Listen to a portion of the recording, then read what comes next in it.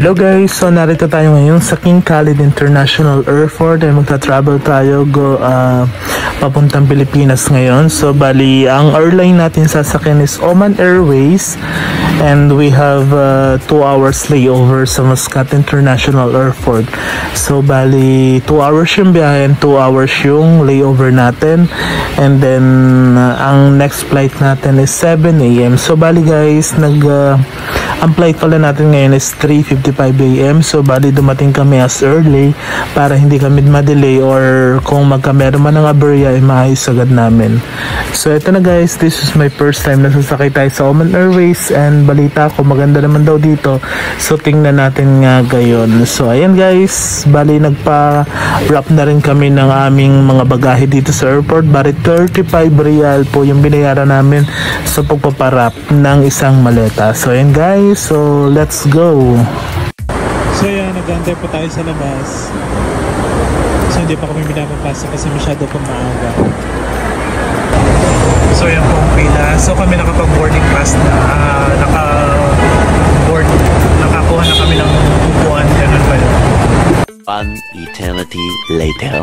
So hello guys, so narito na tayo sa King Khalid Airport and katatapos na natin mag-check-in. So yung ating airline is Oman Airways. So ayan.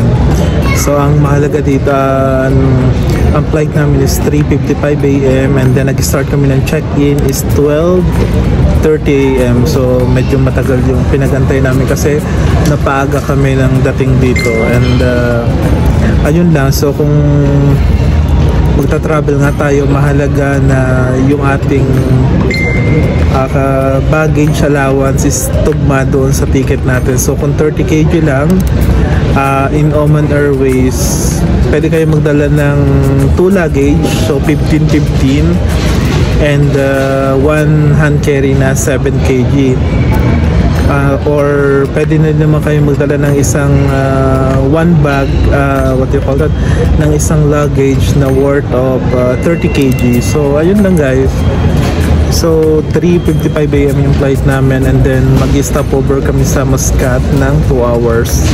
So bali 4 hours yung travel from King Khalid to Muscat Airport. So ayun lang. So see you later, and that's it. So wag nyo rin kalimutan na magawa ng mga e-travel. So kung may kailangan kayong i-declare sa e-travel nyo, ayun lang. And wala namang hassle, super dali lang kami nakapag-check-in as long as na yung mga document nyo, i-print nyo na yung exit visa or entry exit visa and passport, and then ticket of course. So yun lang guys. So kita-kits sa Philippines. So guys, mag-check-in na po tayo. So we are going to Muscat Airport. Muscat. So kauna-unahan kami ngayon. So yung kauna-unahan kaming nakapag-check-in sa aeroplano. So bali may biyahe kami ng 4 hours going to Muscat, and then transfer kami ng going to Manila. So see you guys there. So nakapag-check-in na tayo ngayon, and then wala pa tayong katabi ngayon. So meron din sila mga monitor, so you can check the GPS of the airplane, then you can watch a movie also. Ito po loob ng Oman Airways. So ayan. Wow!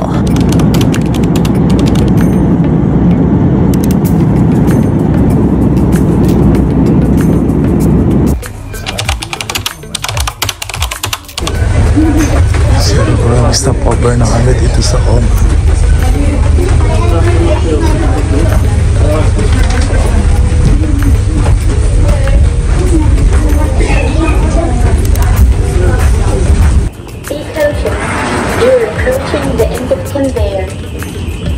So ito na yung ating last transfer.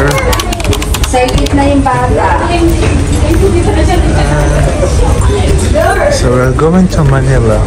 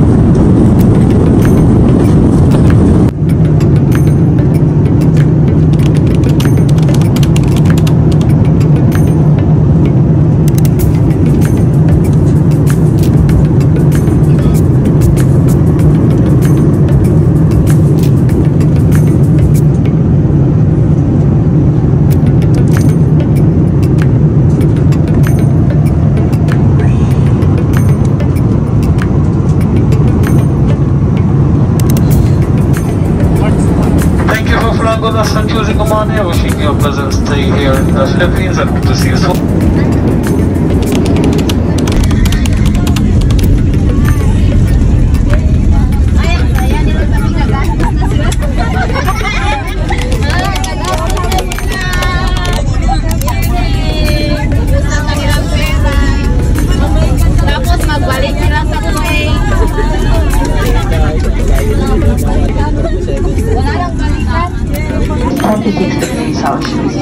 For your safety, please remain seated with your seatbelt securely fastened until the aircraft has come to complete stop and the seatbelt sign has been switched off.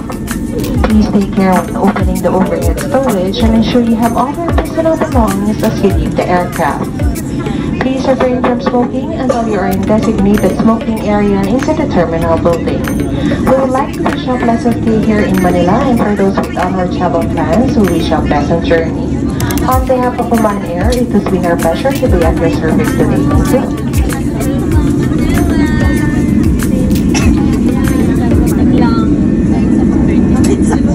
Thank you.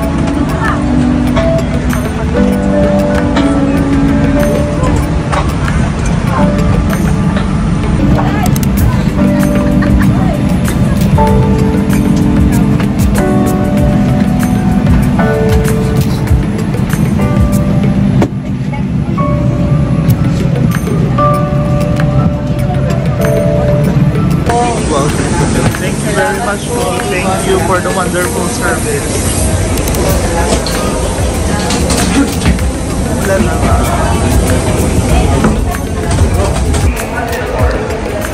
So we're here in Manila International Airport, and then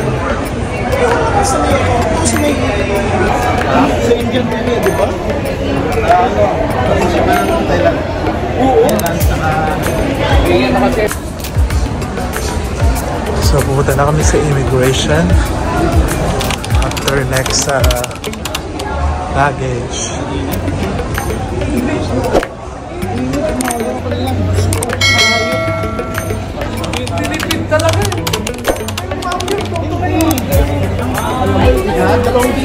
Actually, nakalabas na po kami ng airport. So umuulan ngayon dito sa Pilipinas. So problema natin yung pauwi.